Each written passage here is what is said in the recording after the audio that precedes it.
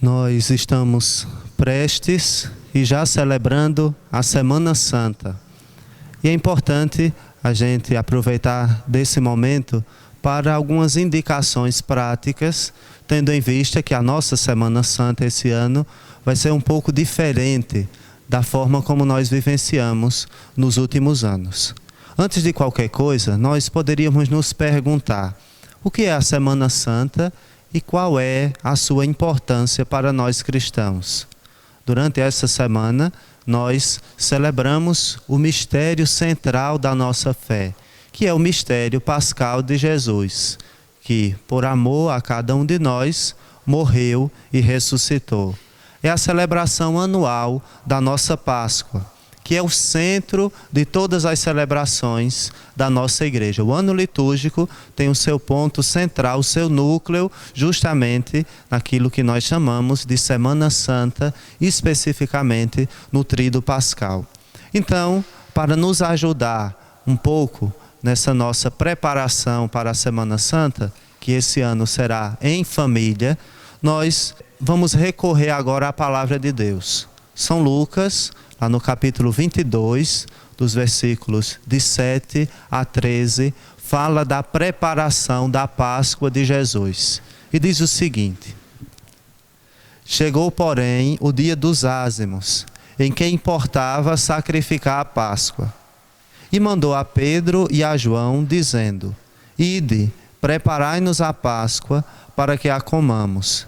E eles lhe perguntaram: onde queres que a preparemos? E ele lhes disse: eis que quando entrares na cidade, encontrareis um homem levando um cântaro de água. Segui-o até a casa em que ele entrar. E direis ao pai de família da casa: o mestre te diz: onde está o aposento em que hei de comer a Páscoa com os meus discípulos? Então ele vos mostrará um grande cenáculo mobiliado. Ali fazei os preparativos. E indo eles, acharam como lhes havia sido dito e prepararam a Páscoa. Os apóstolos, nesse trecho que nós escutamos, perguntam a Jesus onde é que ele quer que preparem a Páscoa. Estou seguro, meus queridos irmãos e irmãs, que esse ano, se nós fizermos essa mesma pergunta a Jesus, ele também nos dará uma resposta. Esse ano a Páscoa será em tua casa, com aqueles com quem convives nesse tempo de quarentena. Nos tempos em que vivemos, somos chamados a ser igreja, mesmo, sobretudo, em nossas casas, fazendo o bem e sendo responsáveis por todos, escutando a palavra de Deus e assistindo às celebrações através dos meios de comunicação e comungando espiritualmente. Esse ano, com certeza, ficará na história e na memória de todos nós. Nós fomos impedidos de celebrar a Quaresma e a Semana Santa da forma como nós somos acostumados.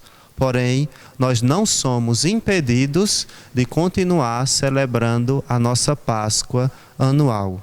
Cada família, cada lar, certamente não deixará de procurar celebrar de forma digna a Páscoa como igreja doméstica.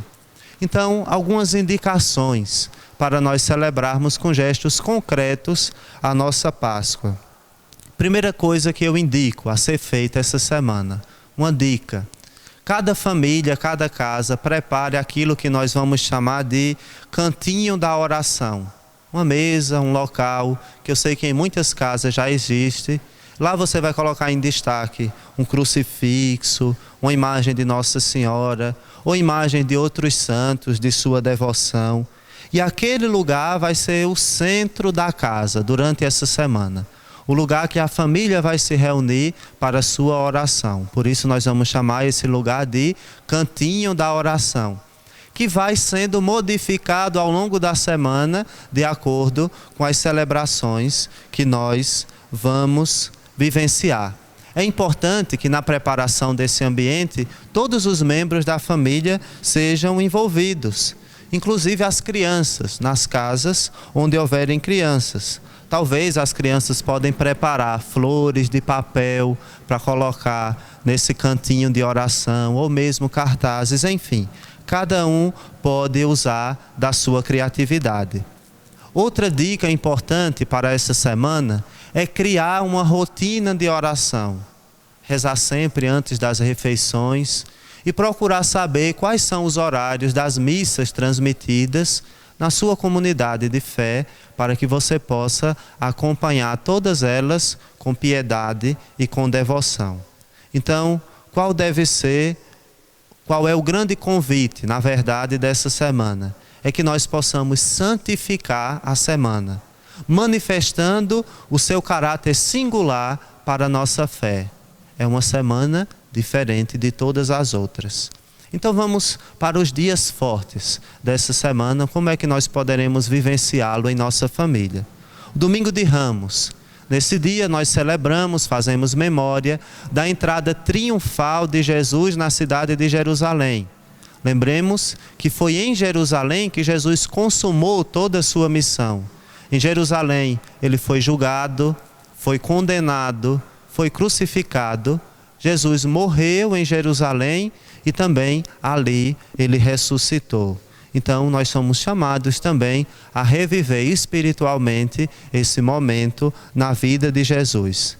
Nesse dia, o cantinho de oração deve ter destaque para a cruz. Vocês vão ver que o evangelho da missa do Domingo de Ramos é o relato da condenação e da morte de Jesus na cruz. Nesse dia também pode colocar uma toalha vermelha, que é a cor do paramento desse dia. E, em sintonia com o que a CNBB está nos pedindo, a Conferência Nacional dos Bispos, um convite e um pedido muito especial. Prepare um ramo verde, de qualquer planta verde, e coloque na porta da sua casa, desde o início da manhã do domingo, se possível, já no sábado à noite, como um sinal visível que naquela casa existe uma família cristã que está celebrando a Páscoa de Jesus. Então o convite para esse Domingo de Ramos é que nós deixemos que Cristo entre triunfante também na nossa casa, na nossa família, na nossa vida. Outro dia importante e significativo é aquele da Quinta-feira Santa, no qual nós fazemos memória da última ceia de Jesus com seus discípulos. Nesta última ceia, Jesus institui a Eucaristia, que antecipa a sua morte, a sua entrega na cruz, com o gesto do pão e do vinho, sacramento da presença dele no nosso meio. Em resumo, nós celebramos da última ceia de Jesus 3 grandes mistérios: a instituição da Eucaristia, a instituição do sacerdócio e também o mandamento novo do amor, quando Jesus lava os pés dos seus discípulos, na famosa cena dos lava-pés, que a gente repete todos os anos na última ceia, aliás, na missa da ceia do Senhor. Esse ano, esse gesto não vai ser vivenciado na igreja, mas nós somos chamados a vivenciá-lo na nossa casa.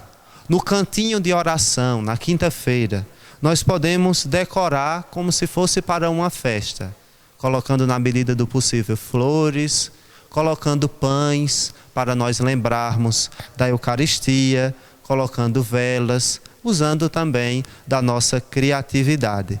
Também nesse dia nós somos chamados a dar destaque e rezar de forma especial pelos nossos padres. Não esqueça, a Quinta-feira Santa foi o dia que Jesus instituiu o sacramento da ordem. Então, de alguma forma, coloque no cantinho de oração alguma coisa que lembre o seu padre. Talvez uma foto que você tenha do seu padre. Alguma coisa que faça memória para que você lembre de rezar pelo padre, pelo bispo, pelo nosso Papa. Enfim, usemos da nossa criatividade. Uma sugestão que eu dou também durante o dia da Quinta-feira Santa, sendo o dia da Eucaristia, pode se reunir em família num momento, de preferência antes de uma refeição, e fazer um momento bonito de recordação da primeira comunhão de cada membro da família. Se possível, se tiver, pode até olhar o álbum de fotografias da primeira comunhão. Cada um pode contar a sua experiência, como foi ter recebido Jesus na Eucaristia pela primeira vez e o como nós estamos sentindo falta também de recebê-lo sacramentalmente na Eucaristia nesses dias. Então, na hora da refeição, vocês podem fazer também esse gesto. E antes de tomar a refeição, agradecer a Deus pelo pão material, pedindo a Ele que nas nossas famílias nunca nos falte nem o pão material, nem o pão espiritual. Também um gesto que pode ser feito é um lava-pés, simples, em família. Um gesto que vai ser de grande significado e pode até expressar algum pedido de perdão, alguma reconciliação como família. Então, o convite para esse dia, da Quinta-feira Santa, é fazer da família um ambiente eucarístico, renovando os laços do amor fraterno. E fazer de cada casa um lugar de adoração a Jesus na Eucaristia, assumindo o compromisso familiar de nunca perder a missa dominical. Agora que nós estamos sentindo falta de ir à missa, que nós nunca deixemos de participar enquanto família da Eucaristia todos os domingos. Aumentemos em nós o desejo de receber Jesus. O segundo dia que eu gostaria de refletir com vocês do Tríduo Pascal é a Sexta-feira Santa. Nós acompanhamos Jesus até a cruz, até a sua morte.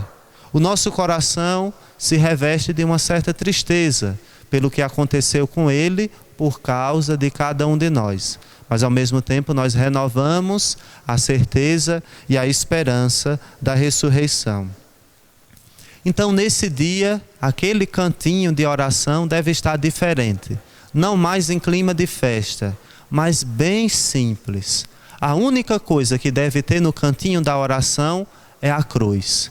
Que o dia inteiro, todos os membros da família, ao passarem pelo cantinho da oração, possam, de alguma forma, contemplar a cruz de Jesus, sem flores, sem toalhas, um ambiente sóbrio, o silêncio e o destaque para a cruz.